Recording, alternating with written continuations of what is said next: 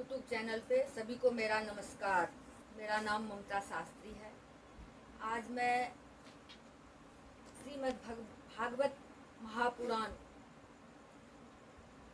का के प्रथम स्कंद का पहला अध्याय, जिसमें कि देवर्षि नारद की भक्ति से भेंट हुई, इसके बारे में वर्णन।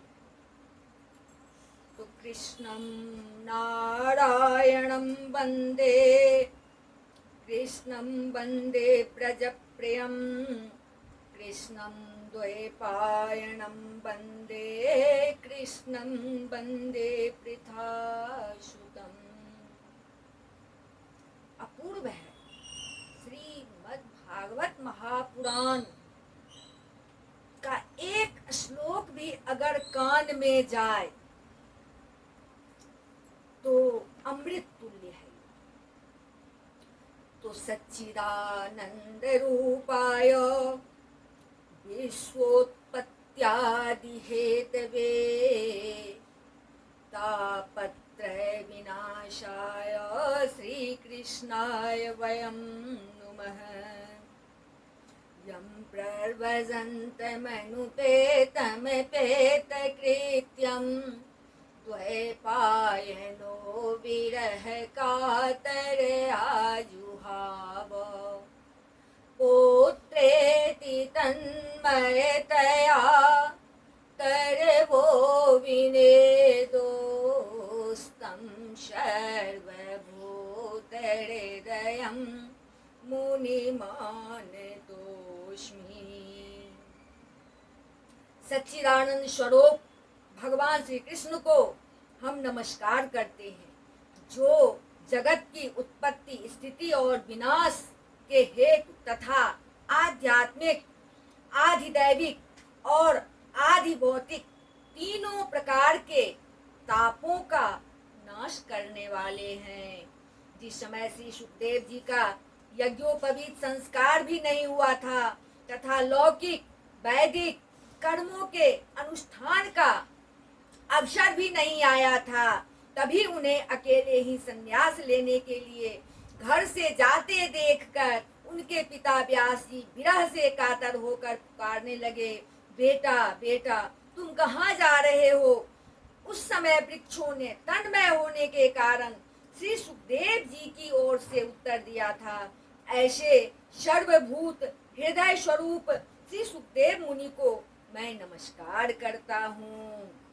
एक बार भगवत कथा अमृत रसास्वादन करने में कुशल मुनिवर शौनक जी ने नैमिषारण्य क्षेत्र में विराजमान महामती सूत जी को नमस्कार करके उनसे पूछा। सूत जी, शौनक जी बोले, सूत जी आपका ज्ञान अज्ञान अंधकार को नष्ट करने के लिए करोड़ों सूर्य के समान है। आप हमारे कानों के लिए रसायन है। अमृत स्वरूप सार गर्भित कथा कहिए। भक्ति, ज्ञान और वैराग्य से प्राप्त होने वाले महान विवेक की वृद्धि किस प्रकार होती है तथा वैष्णव लोग किस तरह इस माया मोह से अपना पीछा छुड़ाते हैं। इस घोर कलिकाल में जीव प्रायः आसुरी स्वभाव के हो गए हैं। विविध क्लेशों से आक्रांत इन जीवों को शुद्ध बनाने का सर्वश्रेष्ठ उपाय क्या है। सूजी, आप हमें कोई ऐसा शाश्वत साधन बताइए जो सबसे अधिक कल्याणकारी तथा पवित्र करने वालों में भी पवित्र हो तथा जो भगवान श्री कृष्ण की प्राप्ति करा दे। चिंतामणि केवल लौकिक सुख दे सकती है और कल्प वृक्ष अधिक से अधिक स्वर्गीय संपत्ति दे सकता है, परंतु गुरुदेव प्रसन्न होकर भगवान का योगी दुर्लभ नित्य वैकुंठ धाम दे देते हैं। अब इस प्रकार जब शौनक जी ने कहा तो सूत जी कहते हैं, सूत जी ने कहा, शौनक जी तुम्हारे हृदय में भगवान का प्रेम है, इसलिए मैं विचार कर तुम्हें संपूर्ण सिद्धांतों का निष्कर्ष सुनाता हूँ, जो जन्म मृत्यु के भय का नाश कर देता है, जो भक्ति के प्रवाह को बढ़ाता है और भगवान श्री कृष्ण की प्रसन्नता का प्रधान कारण है। मैं तुम्हें वह साधन बतलाता हूँ, उसे सावधान होकर सुनो। श्री सुखदेव जी ने कलयुग में जीवों के काल रूपी सर्प के मुख का ग्रास होने के त्रास का आत्यांतिक नाश करने के लिए श्रीमद् भागवत शास्त्र का प्रवचन किया है। मन की शुद्धि के लिए इससे बढ़कर कोई दूसरा साधन नहीं है। जब मनुष्य के जन्म जन्मांतर का पुण्य उदय होता है तभी उसे इस भागवत शास्त्र की प्राप्ति होती है। जब सुखदेव जी राजा परीक्षित को यह कथा सुनाने के लिए सभा में विराजमान हुए तब देवता लोग उनके पास अमृत का कलश लेकर आए। देवता अपना काम बनाने में बड़े कुशल होते हैं, अतः यहाँ भी सबने सुखदेव मुनि को नमस्कार करके कहा, आप यह अमृत लेकर बदले में हमें कथा अमृत का दान दीजिए। इस प्रकार परस्पर विनिमय अदला बदली हो जाने पर राजा परीक्षित अमृत का पान करें और हम सब श्रीमद् भागवत स्वरूप अमृत का पान करेंगे। इस संसार में कहाँ काच, क्व सुधा क्व कथा लोके, क्व काचः क्व मणिर्महान्, ब्रह्मणातो विचार्येवं तदा देवान् जहासः। इस संसार में कहाँ कांच और कहाँ महामूल्य मणि तथा कहाँ सुधा और कहाँ कथा। श्री सुखदेव जी ने यह सोचकर उस समय देवताओं की हंसी उड़ा दी। उन्हें भक्ति शून्य कथा का अनाधिकारी जानकर कथामृत का दान नहीं किया। इस प्रकार यह श्रीमद् भागवत की कथा देवताओं को भी दुर्लभ है। पूर्व काल में श्रीमद् भागवत के श्रवण से ही राजा परीक्षित की मुक्ति देखकर ब्रह्मा जी को भी बड़ा आश्चर्य हुआ था। उन्होंने सत्यलोक में तराजू बांधकर सब साधनों को तौला। अन्य सभी साधन तौल में हल्के पड़ गए। अपने महत्व के कारण भागवत ही सबसे भारी रहा। यह देखकर सभी ऋषियों को बड़ा विस्मय हुआ। उन्होंने कलयुग में इस भगवत रूप भागवत शास्त्र को ही पढ़ने सुनने से तत्काल मोक्ष देने वाला निश्चय किया। सप्ताह विधि से श्रवण करने पर यह निश्चय भक्ति प्रदान करता है। पूर्व काल में इसे दया परायण सनकादि ने देवर्षि नारद को सुनाया था। यद्यपि देवर्षि नारद ने पहले ब्रह्मा जी के मुख से इसे श्रवण कर लिया था, तथापि सप्ताह श्रवण की विधि तो उन्हें सनकादि ने ही बताई थी। सौनक जी ने पूछा, सांसारिक प्रपंच से मुक्त एवं विचरणशील नारद जी का सनकादि के साथ संयोग कहाँ हुआ और विधि विधान के श्रवण में उनकी प्रीति कैसे हुई? सूजी ने कहा, अब मैं तुम्हें वह भक्तिपूर्ण कथानक सुनाता हूँ जो श्री सुखदेव जी ने मुझे अपना अनन्य शिष्य जानकर एकांत में सुनाया था। एक दिन विशालापुरी में वे चारों निर्मल ऋषि सत्संग के लिए आए। वहां उन्होंने नारद जी को देखा। सनकादि ने पूछा, ब्राह्मण, आपका मुख उदास क्यों हो रहा है? आप चिंतातुर कैसे हैं? इतनी जल्दी जल्दी आप कहाँ जा रहे हैं और आपका आगमन कहाँ से हो रहा है? इस समय तो आप उस पुरुष के समान व्याकुल जान पड़ते हैं जिसका सारा धन लूट गया हो। आप जैसे आसक्ति रहित पुरुष के लिए यह उचित नहीं है। इसका कारण बताइए। नारद जी ने कहा, मैं सर्वोत्तम लोक समझकर पृथ्वी में आया था। यहाँ पुष्कर, प्रयाग, काशी, गोदावरी, हरिद्वार, कुरुक्षेत्र, श्रीरंग और सेतुबंध आदि कई तीर्थों में मैं इधर उधर विचरता रहा, किंतु मुझे कहीं भी मन को संतोष देने वाली शांति नहीं मिली। इस समय अधर्म के सहायक कलयुग ने सारी पृथ्वी को पीड़ित कर रखा है। अब यहाँ सत्य, तप, शौच, दया, दान आदि कुछ भी नहीं है। बेचारे जीव केवल अपना पेट पालने में लगे हुए हैं। वे असत्यभाषी, आलसी, मंदबुद्धि, भाग्यहीन, उपद्रवग्रस्त हो गए हैं। जो साधु संत कहे जाते हैं वे पूरे पाखंडी हो गए हैं। देखने में तो वे विरक्त हैं, किंतु स्त्री धन आदि सभी का परिग्रह करते हैं। घरों में स्त्रियों का राज्य है। साले सलाहकार बने हुए हैं। लोभ से लोग कन्या विक्रय करते हैं और स्त्री पुरुषों में कलह मचा रहता है। महात्माओं के आश्रम, तीर्थ और नदियों पर यवनों, विधर्मियों का अधिकार हो गया है। उन दुष्टों ने बहुत से देवालय भी नष्ट कर दिए हैं। इस समय यहाँ न कोई योगी है, न सिद्ध है, न ज्ञानी है और न सत्कर्म करने वाला ही है। सारे साधन इस समय कलिरूप दावानल से जलकर भस्म हो गए हैं। इस कलयुग में सभी देशवासी बाजारों में अन्न बेचने लगे हैं। ब्राह्मण लोग पैसा लेकर वेद पढ़ाते हैं और स्त्रियां वेश्यावृत्ति से निर्वाह करने लगी है। इस तरह कलयुग के दोष देखता और पृथ्वी पर विचरता हुआ मैं यमुना जी के तट पर पहुंचा, जहां भगवान श्री कृष्ण की अनेकों लीलाएं हो चुकी है। मुनिवरों सुनिए, वहां मैंने एक बड़ा आश्चर्य देखा। वहां एक युवती स्त्री खिन्न मन से बैठी थी। उसके पास दो वृद्ध पुरुष अचेत अवस्था में पड़े जोर जोर से सांस ले रहे थे। वह तरुणी उनकी सेवा करती हुई कभी उन्हें चेत कराने का प्रयत्न करती और कभी उनके आगे रोने लगती थी। अब अपने शरीर के रक्षक परमात्मा को दसों दिशाओं में देख रही थी। उसके चारों ओर सैकड़ों स्त्रियां उसे पंखा झेल रही थी और बार बार समझाती जाती थी।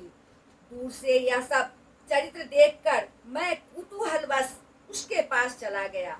मुझे देखकर वह युवती खड़ी हो गई और बड़ी व्याकुल होकर कहने लगी। युवती ने कहा, अजी महात्मा जी, क्षण भर ठहर जाइए और मेरी चिंता को भी नष्ट कर दीजिए।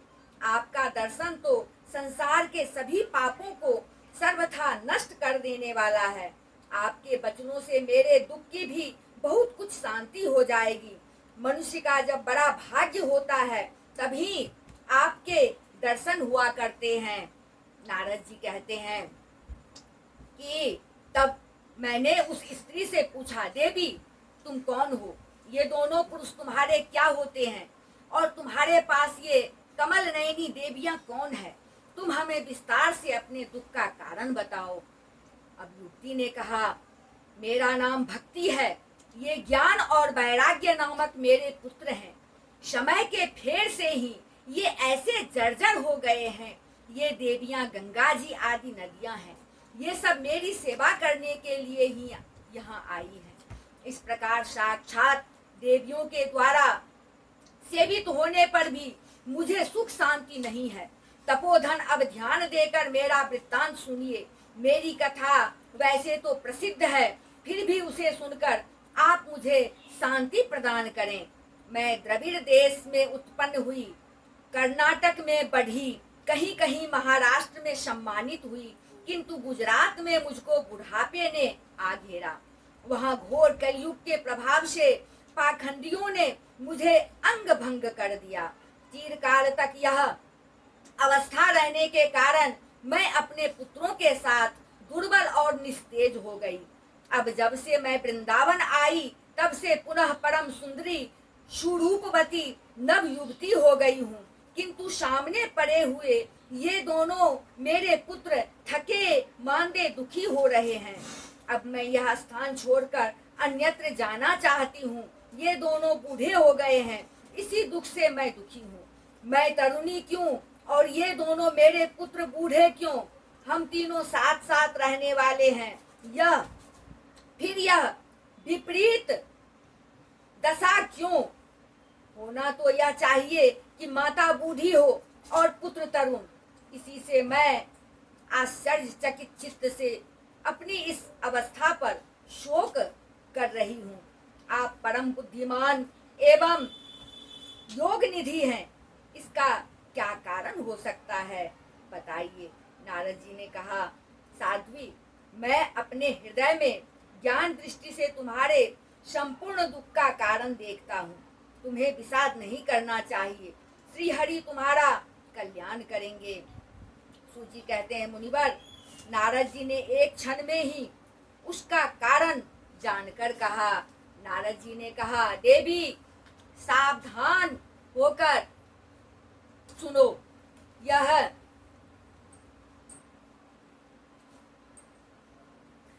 दारुण कलयुग है। इसी से इस समय सदाचार, योग मार्ग और तप आदि सभी लुप्त हो गए हैं। लोग सठता और दुष्कर्म में लगकर अघासुर बन रहे हैं। संसार में जहाँ देखो वही सत्पुरुष दुख से म्लान है और दुष्ट सुखी हो रहे हैं। इस समय जिस बुद्धिमान पुरुष का धैर्य बना रहे वही बड़ा ज्ञानी या पंडित है। पृथ्वी क्रमशः प्रतिवर्ष शेष जी के लिए भार रूप होती जा रही है।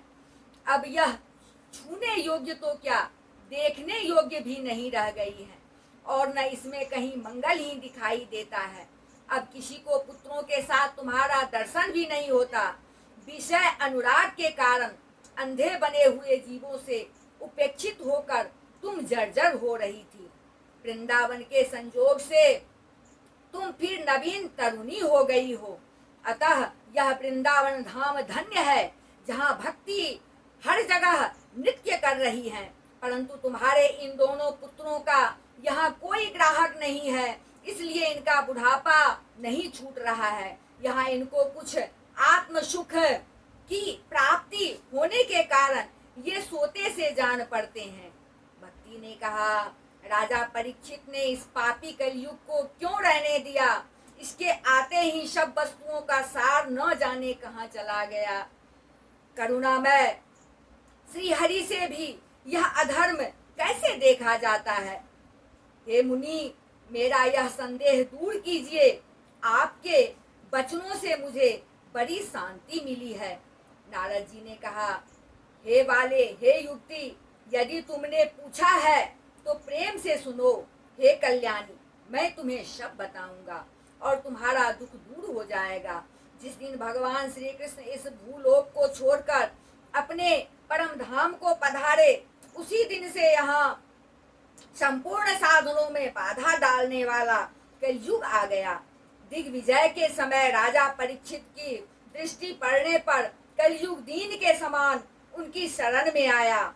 भ्रमर के समान सारग्राही राजा ने यह निश्चय किया कि इसका वध मुझे नहीं करना चाहिए, क्योंकि जो फल तपस्या, योग एवं समाधि से भी नहीं मिलता, कलयुग में वही फल श्री हरि कीर्तन से ही भली भांति मिल जाता है। इस प्रकार सारहीन होने पर भी उसे इस एक ही दृष्टि से सार युक्त देखकर उन्होंने कलयुग में उत्पन्न होने वाले जीवों के सुख के लिए ही इसे रहने दिया था। इस समय लोगों के कुकर्म में प्रवृत्त होने के कारण सभी वस्तुओं का सार निकल गया है और पृथ्वी के सारे पदार्थ बीजहीन भूसी के समान हो गए हैं। ब्राह्मण केवल अन्न, धन आदि के लोभवश घर घर एवं जन जन को भागवत की कथा सुनाने लगे हैं। इसलिए कथा का सार चला गया। तीर्थों में नाना प्रकार के अत्यंत घोर कर्म करने वाले नास्तिक और नारकी पुरुष भी रहने लगे हैं। इसलिए तीर्थों का भी प्रभाव चला गया। जिनका चित्त निरंतर काम, क्रोध, महान लोभ और तृष्णा से तपता रहता है, वे भी तपस्या का ढोंग करने लगे हैं। इसलिए तप का भी सार निकल गया। मन पर काबू न होने के कारण तथा लोभ, दंभ और पाखंड का आश्रय लेने के कारण एवं शास्त्र का अभ्यास न करने से ज्ञान योग का फल मिट गया। पंडितों की यह दशा है कि वे अपनी स्त्रियों के साथ भैंसों की तरह रमन करते हैं।